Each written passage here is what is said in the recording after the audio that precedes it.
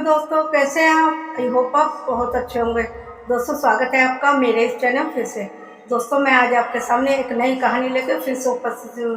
कहानी बिल्कुल सत्य है। जो मैं आपको कहानी सुनाने जा रही हूँ वह आगरा शहर में ओम प्रकाश का परिवार रहता है। उस परिवार में ओम प्रकाश और उनकी बीवी शांति देवी और उनके दो बड़े बेटे और एक बेटी, ये पांचों अपनी जिंदगी गुजार रहे थे। और लेकिन इनके घर में ना जाने क्यों कभी कभी शोर की आवाज़ आती थी, कभी दिन में कभी रात में, लेकिन ज़्यादातर आती ही रहती थी। पास पड़ोस वालों को समझ में नहीं आता था इनके घर से इतनी शोर की आवाज़ क्यों आती है। हमेशा ओम प्रकाश के गुस्से की आवाज़ आती थी, हमेशा डांट डपट करते रहते थे, कभी अपनी बीवी को कभी अपने बच्चों पे, कभी हमेशा चिल्लाते रहते थे। पास पड़ोस वालों को समझ में नहीं आता था कि ओम प्रकाश को किस बात पे गुस्सा आता है, लेकिन किसी की हिम्मत नहीं होती थी कि कोई उनसे पूछे, उनकी बीवी से पूछे, उनके बच्चों से। सिर्फ लोग तमाशा देखते थे, सुनते थे, लेकिन किसी की बोलने की हिम्मत नहीं होती थी। ओम प्रकाश का इतना गुस्सा देखे बच्चे छोटे से बड़े हो गए और उनकी बीवी ने बहुत उनका गुस्सा सहन करती रही, लेकिन वह मजबूर थी। उनके कोई सहायता करने वाले नहीं था, उनके परिवार में कोई भी नहीं था भाई बहन के, लेकिन वो भी मदद नहीं करते रहे। ऐसे में शांति देवी ने सोचा मेरी जिंदगी तो ये ऐसी ही चलेगी, इसलिए वह उनका अत्याचार सह रही थी। और बच्चे भी छोटे से बड़े हो गए, उनका अत्याचार सहते रहते। लेकिन उनके जो पापा थे उनके व्यवहार में कोई सुधार नहीं आया, हमेशा ही उनको बच्चों को कभी बीवी को डांटते रहते थे। ऐसे करके वह बहुत दुखी रहती थी शांति देवी। वह सोचती है अब मैं क्या करूं, मेरे बच्चों की ज़िंदगी भी ऐसी चलेगी, पहले मैंने तो गुजार लिया, लेकिन अब मेरे बच्चे कैसे सहन करेंगे। छोटे से बड़े हो गए, आगे भी इनकी ज़िंदगी चलेगी, पढ़ेंगे लिखेंगे और नौकरी भी करेंगे। ऐसे ही यदि ये लड़ाई झगड़ा करते रहे, डांटते रहे बच्चों को, कल को बहू भी आएगी, बहू के आने के बाद भी यदि ऐसे करेंगे तो कैसी ज़िंदगी चलेगी। और तो और शांति देवी को पैसे भी नहीं देते थे, थोड़ा थोड़ा पैसे देते थे, वह थोड़ा थोड़ा बचा लेती थी और बच्चों को दे देते, क्योंकि बच्चों का हाथ खर्चा भी नहीं देते थे। ऐसे करके इनकी ज़िंदगी चल रही थी। एक दिन क्या होता है, वह अपने मायके जाती है, सोचती है चलो मायके घूम आती हूँ। उनका भाई था, भाई के घर जाने लगती है। जब वह बस में जाती है तो एक उन्होंने पोस्टर देखा, पोस्टर में लिखा हुआ था एक तांत्रिक का पता। उसमें लिखा हुआ था अपने पति को वश में करे और अपने पति को अपने चरणों में कैसे गिराए, और ये सब समस्या का समाधान मैं करता हूँ। उसके दिमाग में ये सब बातें आ गई कि मैं भी फ़ोन नंबर लेती हूँ और मैं भी उनसे सब बातें पूछूंगी। उसने तुरंत शांति देवी ने फ़ोन नंबर नोट किया और अपने मोबाइल में सेव कर लिया और अपने घर आ गई बाद में। जैसे वो शाम को घर आती है अपने भाई के घर से, और वो तुरंत तांत्रिक को फ़ोन करती है। फ़ोन करने के बाद वो तांत्रिक फ़ोन उठाता है, वह सारी बातें बताती कि मेरा पति मुझे बहुत परेशान करता है, डांटता है, झगड़ा करता है और मुझे खर्चा भी नहीं देता, मुझे आपसे मिलना है। वह तुरंत कहता है, पता देता है, कहता है मैं पता भेज रहा हूँ और तुम आ जाना कल। वह अगले दिन उसके तांत्रिक के पास जाती है और सारी बात बताती है कि ऐसे ऐसे पति मुझे परेशान करते हैं, डांटते हैं, झगड़ते हैं, बच्चों पे भी गुस्सा करते हैं। वह कहता है मैं ऐसा कर दूंगा। तांत्रिक बोलता है कि तुम्हारा पति तुम्हारे चरणों में होगा, तुम उसको वश में कर लोगी।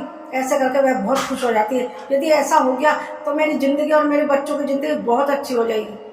तांत्रिक की सारी बातें सुनकर वह खुश तो हो जाती है, लेकिन तांत्रिक कहता तुम्हें कल आना पड़ेगा, एक पूजा पाठ कराऊंगा और करने के बाद तुम्हारा पति तुम्हारे हाथ और कुछ मैं दूंगा तुम्हें, वह अपने पति को खिला देना। ऐसा करके वह कहते हैं ठीक है मैं कल जरूर आऊँगी, लेकिन हाँ पूजा के लिए पैसे जरूर लेके आना, क्योंकि उसके लिए पैसे की बहुत ज़रूरत है। ऐसे करके उसको भेज देता है। अगले दिन शांति देवी उस तांत्रिक के पास जाती है और जाने के बाद उससे कहती है मैं आ गई हूँ। आने के बाद वह कहता है ठीक है मैं एक पूजा कर रहा हूँ, और वह उसके सामने एक पूजा करता है। एक कलश लेता है, कलश के नीचे ना जाने क्या डालता है, और उसके बाद वो जो मटका सा होता है, वो जैसे आग लगाता है वो फट फट फट के इधर उधर गिरने लगता है। शांति देवी डर जाती है ये क्या हुआ।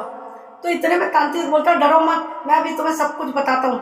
और ऐसे करके जब वह आग बुझ जाती है तो उसके बाद बताता है कि तुम्हें मैं एक बात बताता हूँ, सुनो ध्यान से।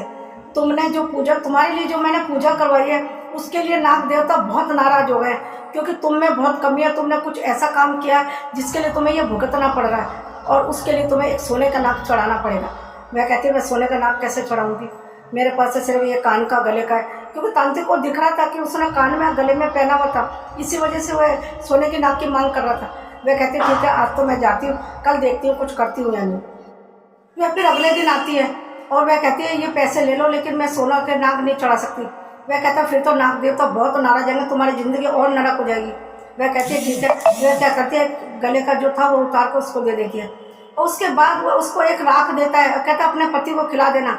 और जब वह खुशी खुशी घर जाती है, सोचती है चलो चैन तो गई, अब मेरी ज़िंदगी तो सुधर जाएगी। वह घर जाने के बाद जब पुड़िया खोलती उसमें कुछ भी नहीं था, तो वे सोचिए तांत्रिक तो मुझे राख दी थी, ना जाने क्या दिया था, मैं क्या खिलाऊं। अगले दिन फिर उसके पास आती है, वह कहता है कि तुम जरूर किसी गलत आदमी से टकरा गई हो रास्ते में, जो गंदे लोग थे उससे टच कर लिया, इसलिए जो मैंने आपको भभूति दी थी, जो भी राख दिया था वह नष्ट हो गया, अब तुम्हें एक और पूजा करानी पड़ेगी। ऐसे करके वह कहने लगी अब मैं पैसे मेरे पास तो बिल्कुल भी नहीं है, मैं क्या दूँ अब। उसके पास एक कान का और दिख रहा था, वह कहने लगी मेरे पास अब कुछ भी नहीं है देने के लिए। कहने लगा पूजा तो करनी पड़ेगी वरना बहुत अनर्थ हो जाएगा। उसने वो कान के उतार को उसको दे दी और कहने लगा एक पूजा और करूँगा मैं। जब वह पूजा करता है एक और तो उसको राख देता है, तो वह राख ले जाकर अपने पति को खिलाती है, उसका कुछ असर नहीं हुआ और ऊपर से उसका आदमी और चिड़चिड़ा हो गया और गुस्से वाला हो गया और भयंकर हो गया। शांति देवी सोचती है मैंने तो इसको सुधारने के लिए ये राख खिलाई थी, इसको क्या हो गया, ये तो और भी मेरे पर मारने के लिए दौड़ता है, पहले तो मारता नहीं था, सिर्फ गुस्सा करता था बच्चों को भी, अब क्या हो गया। वह बहुत परेशान लेंगे, तुरंत उसके पास जाती है। तांत्रिक कहता है कि अब मैं कुछ नहीं कर सकता, तुम्हारे पास यदि पैसे सोने का नाक है तो लाओ वरना कुछ नहीं हो सकता। वह तुरंत घर चली जाती है। वह सोचती है अब मैं कहाँ से लाऊं। उसको समझते देर न लगी कि तांत्रिक उसको लूट रहा था, वह कुछ अच्छा नहीं कर सकता और बिगाड़ ही रहा था, और वह घर चली जाती है। बहुत पछताती है अपने करनी पे कि मैंने ऐसा क्यों किया।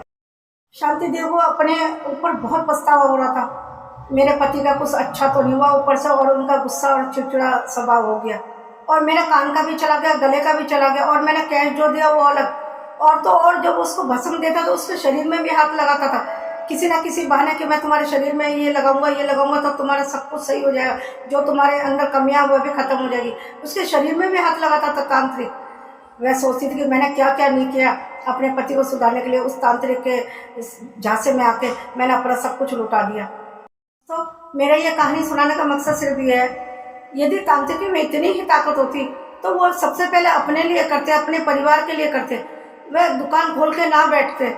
और यदि इनमें इतनी ताकत होती तो लोग भगवान को छोड़ के इन्हीं के दरबार में बैठे रहते, इन्हीं के यहाँ लाइन लगाते, भगवान को कोई नहीं पूछता। दोस्तों आपको तो पता ही है भगवान से बढ़कर कोई भी नहीं है। यदि ये तांत्रिक इतना ही शक्ति होती इनमें कि लोगों को कदमों में गिरा देते, वश में कर देते, तो ये लोगों को, आम आदमी को भी अपने वश में करके जो मर्जी करा सकते थे।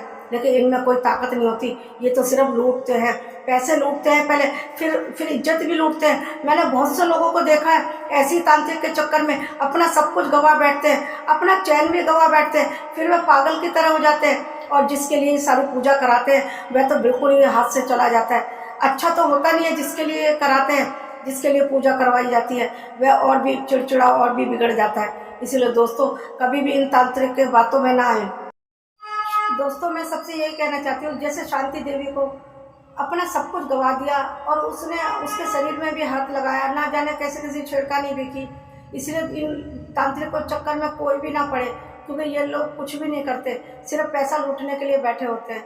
इसलिए दोस्तों मैं सबसे ये कहना चाहती हूँ, यदि कोई भी तांत्रिक ये बोले तो मैं तुम्हारे जो पति है उसको वश में करा दूंगा, तुम्हारे उसको वश में करा दूंगा, चरणों में गिरा दूंगा, उनकी बातों में ना आए, क्योंकि ये सरासर झूठ बोलते हैं, सिर्फ पैसा लूटते हैं, बहुत गलत होते हैं तांत्रिक। मैंने बहुत से तांत्रिक को देखा है और बहुत सी कहानियाँ भी सुनी है ऐसे ही तांत्रिक को लूटते हुए।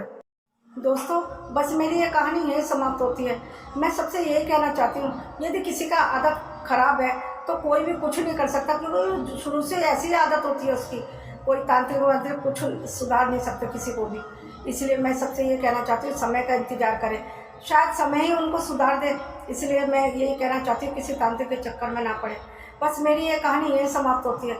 यदि आपको मेरी ये कहानी पसंद आई तो एक लाइक और शेयर कर दीजिए, और यदि आप मेरे चैनल पर नए हैं तो सब्सक्राइब भी कर दीजिए और बेल आइकन को भी प्रेस कर दीजिए ताकि अगले आने वाली वीडियो आप तक पहुंच सके। और हाँ, कमेंट तो जरूर कीजिए मेरी ये कहानी आपको कैसी लगी। मिलती हूँ अगले वीडियो में एक नई कहानी लेके, तब तक के लिए नमस्कार। अपना और अपनों का बहुत ध्यान रखें।